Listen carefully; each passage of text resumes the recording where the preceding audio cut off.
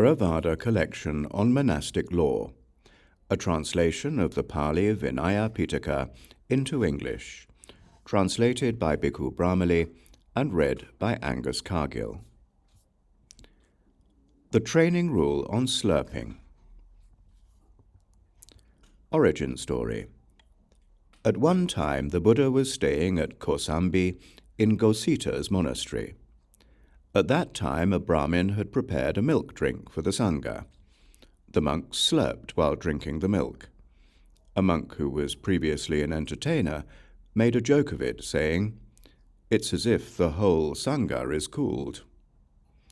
The monks of few desires complained and criticized him. "How could a monk joke about the Sangha?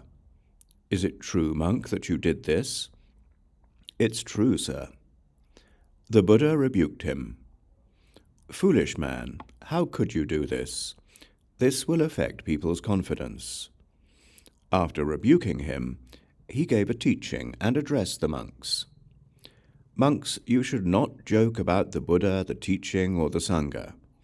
If you do, you commit an offense of wrong conduct." After rebuking that monk in many ways, the Buddha spoke in dispraise of being difficult to support. The Buddha said, "And monks, this training rule should be recited like this. Final ruling. I will not slurp while eating. This is how you should train. One should not slurp while eating. If a monk, out of disrespect, slurps while eating, he commits an offense of wrong conduct. Non-offenses. There is no offense if it is unintentional. If he is not mindful, if he does not know, if he is sick, if there is an emergency, if he is insane, if he is the first offender." The first training rule is finished. The training rule on licking the hands.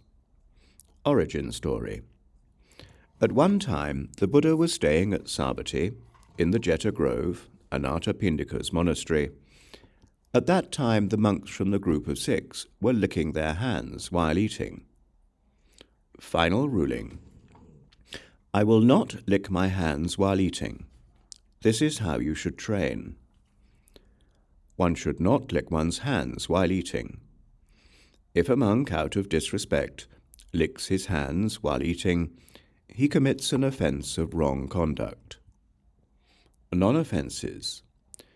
There is no offense if it is unintentional, if he is not mindful, if he does not know, if he is sick, if there is an emergency, if he is insane, if he is the first offender.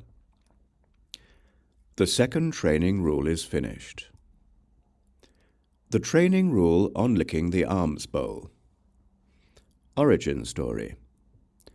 At one time, the Buddha was staying at Sammatīya in the Jeta Grove, Anathapindika's monastery. At that time, the monks from the group of 6 were licking their bowls while eating. Final ruling. I will not lick my alms bowl while eating. This is how you should train. One should not lick one's bowl while eating. If a monk, out of disrespect, licks his bowl while eating, he commits an offense of wrong conduct. Non-offenses. There is no offense if it is unintentional, if he is not mindful, if he does not know, if he is sick, if only a little food remains and he eats it after collecting it in one place and then licking it, if there is an emergency, if he is insane, if he is the first offender. The third training rule is finished. The training rule on licking the lips. Origin story. At one time, the Buddha was staying at Sammatīya in the Jeta Grove, Anathapindika's monastery. At that time, the monks from the group of 6 were licking their lips while eating. Final ruling. I will not lick my lips while eating. This is how you should train. One should not lick one's lips while eating. If a monk, out of disrespect, licks his lips while eating, he commits an offence of wrong conduct. Non-offences. There is no offence if it is unintentional, if he is not mindful, if he does not know, if he is sick, if there is an emergency, if he is insane, if he is the first offender. The fourth training rule is finished. The training rule on with food. Origin story. At one time, when the Buddha was staying in the Baga country at Susumaragira in the Besakala Grove, the monks in the Kokanda stilt house were receiving the drinking water vessel with hands soiled with food. People complained and criticized them. How can the Sakya monastics receive drinking water vessels with hands soiled with food? They are just like householders who indulge in worldly pleasures. The monks heard the complaints of these people, and the monks of few desires complained and criticized those monks. How can those monks do this? Is it true, monks, that they do this? It's true, sir. The Buddha rebuked them. How can those foolish men do this? This will affect people's confidence. And, monks, this training rule should be recited like this. Final ruling.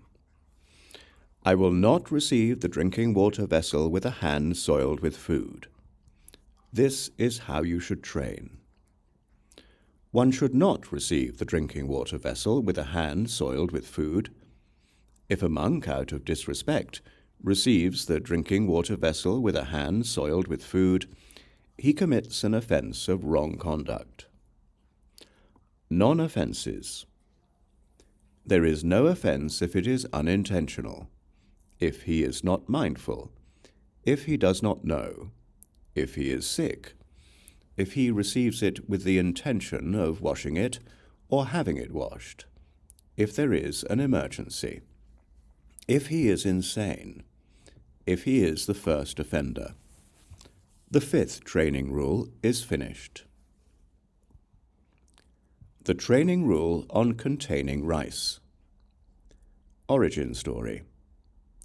At one time, when the Buddha was staying in the Baga country at Susumaragira in the Besakala Grove, the monks in the Kokanada stilt house were discarding their bowl-washing water containing rice in inhabited areas. People complained and criticized them.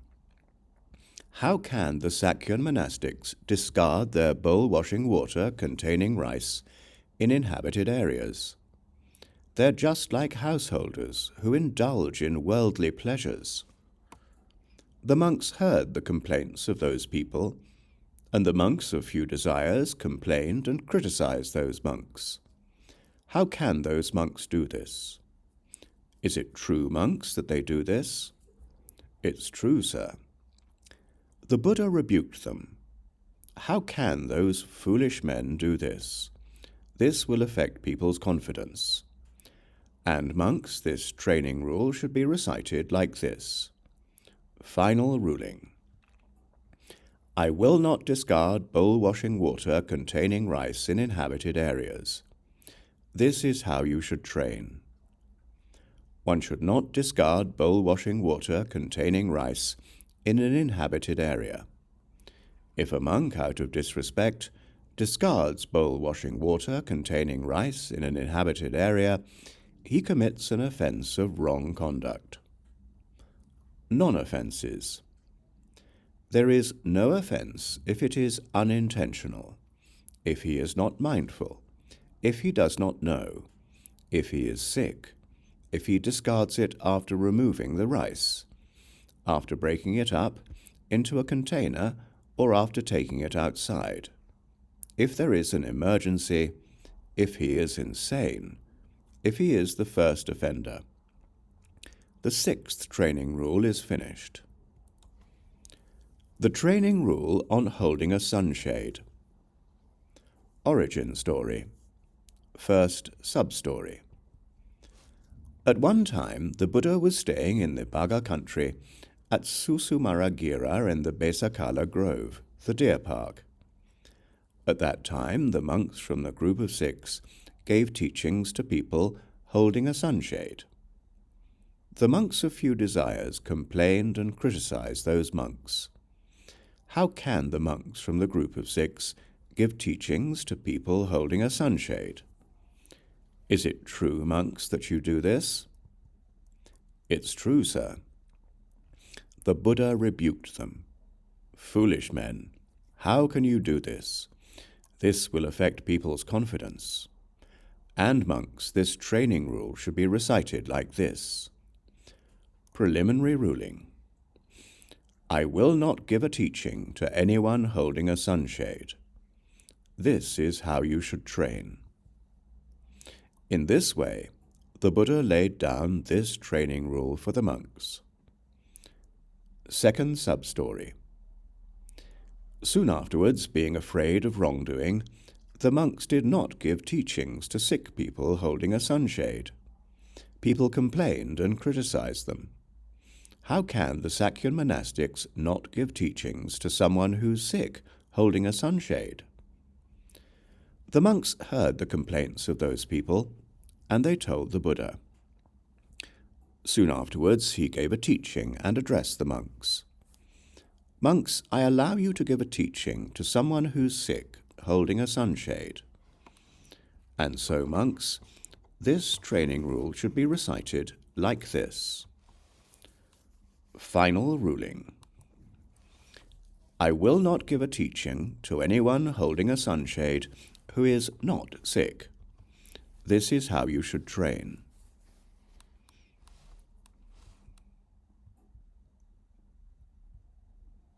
Non-offences. There is no offence if it is unintentional, if he is not mindful, if he does not know, if he is sick, if there is an emergency, if he is insane, if he is the first offender. The 7th training rule is finished. The training rule on holding a staff. Origin story. At one time, the Buddha was staying at Sammatīya in the Jeta Grove, Anathapindika's monastery.